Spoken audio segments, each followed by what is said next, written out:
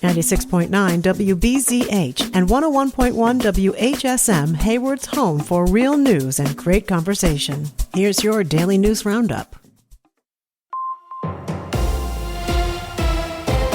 For WBZH and WHSM News, I'm Maddie Schaefer. A northern Wisconsin tribe is addressing growing concerns over immigration enforcement and tribal sovereignty. The Bad River Band of Lake Superior, Chippewa held a community forum Monday night after recent reports of immigration and customs enforcement activity on the reservation. According to the Wisconsin Examiner, tribal leaders have raised alarms after reports that Native Americans were picked up or questioned by ICE during enforcement operations in the Twin Cities. Tribal chairwoman Liz Arbuckle spoke about the stress the community is facing. It's unnerving. We've seen Native people picked up in Minneapolis. We've heard those stories. We've seen those stories. So we are unnerved. So a little extra preparedness, thoughtfulness, kindness, it won't go amiss. That's for sure. Leaders urged members to carry tribal enrollment ID along with a photo ID. Arbuckle says that tribal IDs are free for enrolled Bad River members and can be updated if needed. Other tribes may also offer similar services. They also highlighted statewide resources such as the Native American Rights Fund, the ACLU of Wisconsin, and Legal Action Wisconsin, which can help tribal members understand their rights and create personal safety plans. State Representative Angela Stroud of the 73rd Assembly District spoke about ICE activity across the region. It's targeting urban areas, but it's not limited to urban areas. Rural areas are also being affected. And so it's not that we know they're going to come, but we need to be prepared because it's happening throughout our region, even if it's focused on Minnesota right now. Several tribes, including Bad River, Lakota, Oneida, and Ho-Chunk, are notifying members that agents cannot enter a home without a judicially signed warrant. Wisconsin tribes are issuing guidance on documenting encounters, accessing legal help, and creating personal safety plans. Green Bay continues to mourn Alex Preddy. Connie Fellman takes us there. A memorial to Alex Preddy outside his alma mater, Green Bay's Preble High School, got a new addition, a banner signed by fellow Hornets, offering messages of sympathy and support. Following the death of Alex Preddy, we really, the community struggled so much to accept this loss and to process these emotions. And I think that myself and my friend really just found that it was very, very important for us to allow people to have an outlet to express their emotions. Deanna Wozniak is a senior at Preble. She and fellow senior Elenia Mitchell came up with the idea for the banner. Wozniak tells us it's a way to give voice to so many emotions that have been swirling among her classmates this past week, following Preddy's death at the hands of federal officers in Minneapolis last weekend. I myself, I cried. I cried. It was there's a lot of sadness and confusion, but mostly it's a lot of anger to know that this is something that is happening. It has happened. Of course, it is happening in Minnesota, but it is all over the country. And to see it, I feel like this truly just brought it home for me, for so many kids here at this school. It really it brought this story home and this tragedy home. Mitchell joined Wozniak just after lunch on Friday. Together, the two braved the still lingering bitter cold to add some warmth from and for the Preble community. In Green Bay, I'm Connie Fellman for Civic Media News.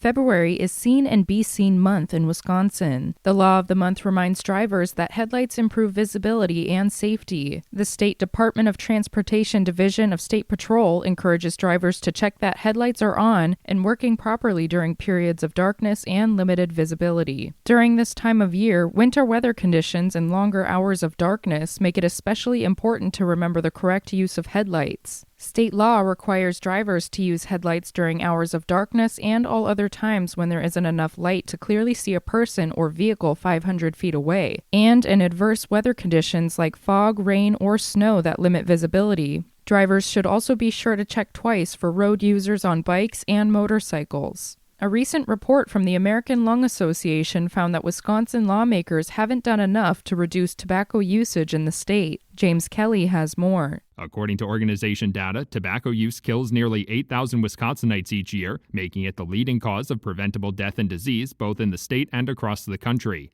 High school students in Wisconsin also use tobacco at a higher rate than the national average. The American Lung Association releases a review on tobacco control each year, in which Wisconsin typically receives mostly failing grades. The review awards letter grades to states based on 5 categories. Wisconsin received F grades in tobacco prevention and cessation funding, access to cessation services, and flavored tobacco products, as well as a D grade for tobacco taxes. The state did receive a B grade in the final category, ensuring smoke-free air. The American Lung Association is calling on state lawmakers to raise Wisconsin's legal age of sale for tobacco products to 21, protect the statewide smoke-free air law, and create tax parity between cigarettes and e-cigarettes. For WBZH and WHSM News, I'm Maddie Schaefer. With Civic Media News, I'm Stace Keene. The first and only debate in the Wisconsin Supreme Court race is on hold. It's now scheduled for next Thursday after Judge Chris Taylor became ill yesterday. Her campaign says she's recovering from kidney stones and plans to resume campaigning soon. Opponent Maria Lazar's team says they're ready whenever the debate is rescheduled. Early voting is underway for the April 7th contest. Find out where to vote and see your ballot at myvote.wi.gov. There's more to learn from that Marquette poll this week. Results show President Trump's approval rating in Wisconsin is 14 points underwater. That's his worst ever in the state and down 4 points from last month. Pollster Charles Franklin calls it steady erosion through Trump's second term. Most Wisconsinites oppose the war with Iran 61 to 39%.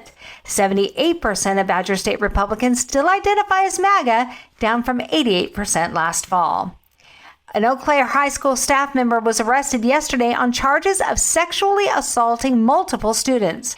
Police say 22-year-old Nadia Horn, who worked at North High School, was taken into custody after the school district tipped off police officers about an inappropriate relationship. She's facing serious charges, including sexual assault of a child by a school staff person and second-degree sexual assault. And more than 400 road projects are planned across the state of Wisconsin this year as the DOT gears up for a busy construction season. Work is happening everywhere, from rebuilding parts of 41 near Appleton to big improvements on I-94 in Milwaukee and the St. Croix River bridges. Officials say the goal is safer highways and smoother travel. Drivers are urged to plan ahead, use the 511 Wisconsin app, and slow down in those work zones. More news is available at civicmedia.us.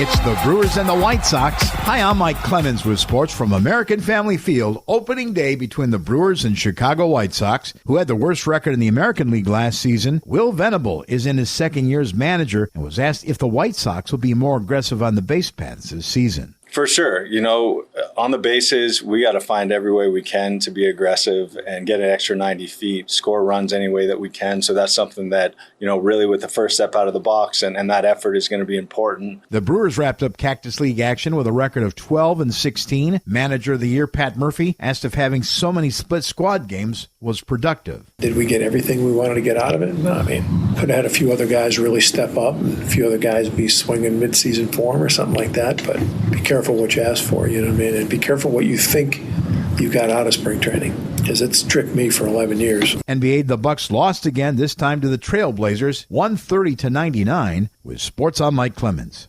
Mostly cloudy with scattered showers today. We'll get to the upper 30s to near 40 by early afternoon. Then temperatures will drop through the afternoon. Tonight, 18. Tomorrow, cloudy with a few flurries, 34. We will warm back up for the weekend. I'm meteorologist Sean Cable.